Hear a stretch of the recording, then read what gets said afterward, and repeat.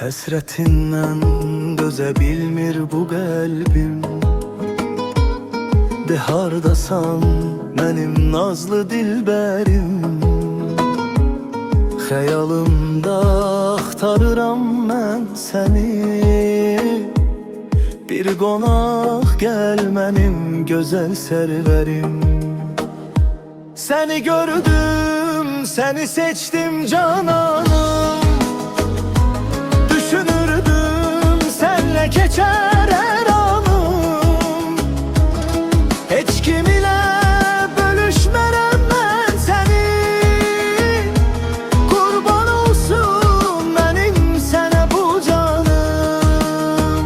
Seninle bu yolda ölmez hevesim.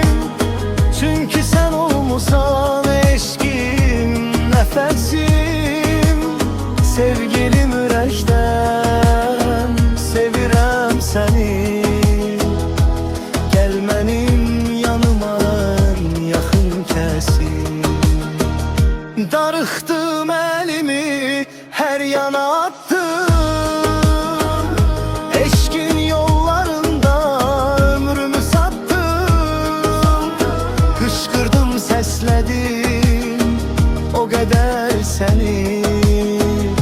Həsrətdən sevgimlə məzarda battım. Məzarda battım, sevirəm səni.